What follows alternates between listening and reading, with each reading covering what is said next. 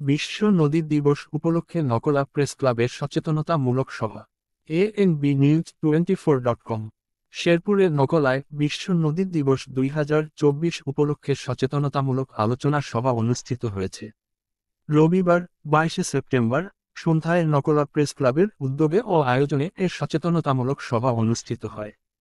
ঘন ঘন লোডশেডিং ও অসহনীয় গরমের কারণে প্রেস ক্লাবের সামনে খোলা আকাশের নিচে ক্লাবটির সভাপতি মোহাম্মদ মোশাররফ হোসাইনের সভাপতিত্বে অনুষ্ঠিত সভায় বক্তব্য রাখেন প্রেস ক্লাবের সিনিয়র সদস্য প্রথিতযশা সাংবাদিক মাহবুবুর রহমান, সিনিয়র সাংবাদিক দৈনিক জায়জায়দিন, প্রতিনিধি শফিউল আলম লাভলু, প্রেস ক্লাবের প্রচার সম্পাদক নাহিদুল ইসলাম রিজন, সদস্য রেজাউল হাসান সাকিত, তরুণ সাংবাদিক হেলাল উদ্দিন বাবু ও গোলাম আহমেদ লিমন প্রমুখ।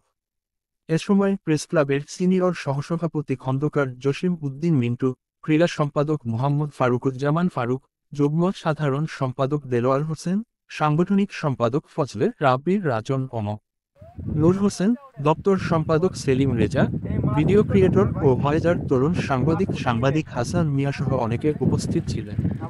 বক্তারা বলেন, নদী রক্ষায় একজন সংবাদকর্মী হিসেবে আমাদের নিজ নিজ অবস্থান থেকে তেমন কোন কিছু করার নাই। তবে নদী রক্ষা করতে হলে দেশের নদ-নদী দখল দূষণমুক্ত করা ও অবৈধ বালু উত্তোলন বন্ধের সমন্বিত কার্যকর উদ্যোগ নিতে হবে। পাশাপাশি প্রতিবেশী দেশ ভারত আন্তর্জাতিক নদী আইন ভঙ্গ করে উজানের নদী শাসন করে পানির ন্যায্য হিস্সার তোয়াক্কা না করেই বাঁধ নির্মাণ ও পানি সরিয়ে নেয় ভাটির দেশ হিসেবে বাংলাদেশের নদীগুলো অস্তিত্ব হারিয়ে ফেলছে।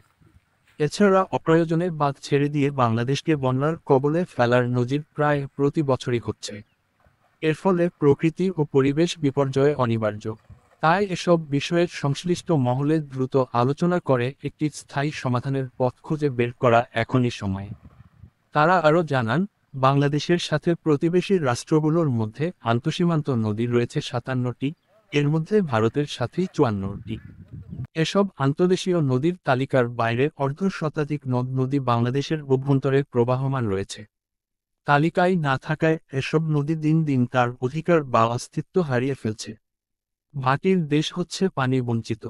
ফলে আন্তঃসীমান্তীয় ও দেশের ভিতরের নদ-নদীগুলোর স্বীকৃতি জাতীয় ও আন্তর্জাতিকভাবে উত্থাপনের মাধ্যমে ন্যায্য হিস্সার দাবি জানানো হয় এই সভায়। এছাড়াও স্থানীয়ভাবে যারা নদ-নদীর জীববৈচিত্র্যের ক্ষতি করছে তাদের বিরুদ্ধে দ্রুত আইনগত পদক্ষেপ নেওয়ার দাবি জানান বক্তারা। দেশের বিভিন্ন স্থানে নদীর নাব্যতা সৃষ্টি ও দূষণমুক্ত করতে সামাজিক আন্দোলন গড়ে তোলা প্রতিও তারা জোর তাগিদ দেন। বক্তারা জানান, দেশে যে হারে জনগণ বাড়ছে, ঠিক সেই হারেই কমছে নদ-নদী, হাওর-বাওর, নালা-ডোবা, পুকুর ও হ্রদসহ বিভিন্ন জলাশয়। মানুষের প্রয়োজনে প্রাকৃতিক জলাশয় ভরাট করে ঘরবাড়ি, রাস্তাঘাট, শিক্ষা প্রতিষ্ঠানের, হাটবাজার ও বিভিন্ন ভবন তৈরি করার পাশাপাশি বিভিন্ন প্রয়োজনীয় প্রতিষ্ঠানের গড়ে তুলছেন। ফলে জলাশয়ের পরিমাণ অস্বাভাবিক গতিতে কমতেছে। জলাশয়ে কমার সাথে সাথে কমছে অত্যাবশ্যকীয় মাছ, মৎস্য সম্পদ ও জলজ প্রাণী। প্রকৃতি হারাচ্ছে প্রাকৃতিক সৌন্দর্য। তাই প্রাকৃতিক জলাশয়ের রক্ষা তথা সংরক্ষণ করার এখনই সময়। নতুবা এমন একদিন আসবে যেদিন প্রাকৃতিকভাবে পাওয়া মৎস্য সম্পদ বলতে আর কিছু থাকবে না। প্রকৃতি ভুলে যাবে তার প্রাকৃতিক সৌন্দর্য। হারিয়ে যাবে প্রাকৃতিক জলাশয়সমূহ। এতে করে পরিবেশের ভারসাম্য নষ্ট হওয়ার পাশাপাশি নষ্ট হবে খাদ্য শৃঙ্খল, যা মানুষসহ সমাজের জন্য অপূরণীয় ক্ষতির কারণ হয়ে দাঁড়াবে বলে মনে করছেন তারা। জনগণের অসচেতনতার ফলে তৈরি হওয়া দীর্ঘদিনের নদী দখলের মতো বিভিন্ন অব্যবস্থাপনাকে সহজে পরিবর্তন করা সম্ভব নয়। তবে সবাই প্রাকৃতিক সৌন্দর্য রক্ষায় তথা নদী রক্ষায় কাজ করলে দেশের সকল নদ-নদী, হাওর-বাওর, নালা-ডোবা, পুকুর ও হ্রদসহ বিভিন্ন প্রাকৃতিক জলাশয় দখল মুক্ত হবে। তবে নিজ নিজ এলাকার নদ-নদী, হাওর-বাওর, নালা-ডোবা, পুকুর ও হ্রদসহ বিভিন্ন প্রাকৃতিক জলাশয়ের রক্ষায় সকলকে সাথে নিয়ে ঐক্যবদ্ধ হয়ে কাজ করার আহ্বান জানান বক্তারা। আশার বিষয় হল, সরকার নদ-নদী রক্ষায় দীর্ঘমেয়াদী সমন্বিত কর্মপরিকল্পনা গ্রহণ ও বাস্তবায়ন করে আসছে। বর্তমানে নদ-নদী রক্ষায় প্রত্যক্ষ ও পরোক্ষভাবে কাজ করছে অন্তত 27টি মন্ত্রণালয় ও বিভাগ। এর মধ্যে নদীর পানির প্রবাহ ঠিক রাখা ও দখল রোধের প্রধান দায়িত্ব পালন করছে পানি সম্পদ মন্ত্রণালয়ের আওতাধীন পানি উন্নয়ন বোর্ড। নদীপাড়ের বন্দরগুলো দেখভালের দায়িত্ব নৌপরিবহন মন্ত্রণালয়ের।